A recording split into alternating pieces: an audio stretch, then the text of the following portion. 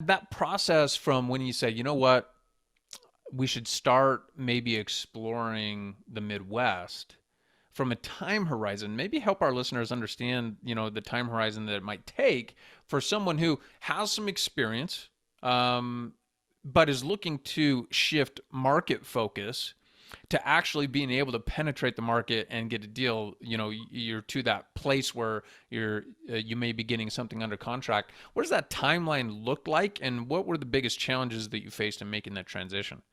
Yeah, I mean, if you're looking at deal, it's always good to grow within the markets that you're already in because that's the easiest thing to do, and it'll take you the least amount of time, I would think, to underwrite a deal or to find a deal. We struck out for the past, I would say, 5 months to find any new opportunities. We obviously closed on a lot over the past couple of years, so we don't want to move too quickly and too fast and blow up the business. That's not our goal. So we're very methodical with what deals we're looking at and how we're growing. So because we're selling a property, now we're like, okay, well, everybody's going to get their money back. Where do they usually they reinvest in it, or they're going to want to know what's going on with another opportunity. So that event is happening.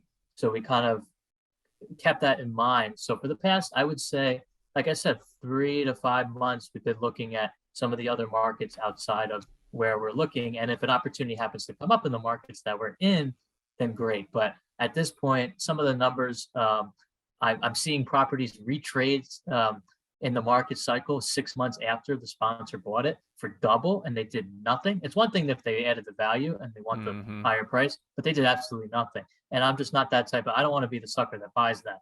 I want to be on the other side. So I'm seeing that happen a lot in the markets we're in, and we just strike out to strike out to strike out. So that's why we made the decision to not completely off, let these markets go, but keep our expand our horizons. And we did that from the get-go because we started in the state of New Jersey, which is where I reside with my partner. As you know, New Jersey's very expensive, so is New York.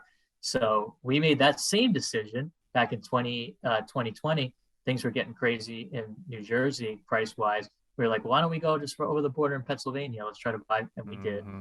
So we got some out-of-state experience, and then bought the Florida properties more out of state. So now we feel more comfortable with other markets where we can't just drive to in an hour or two.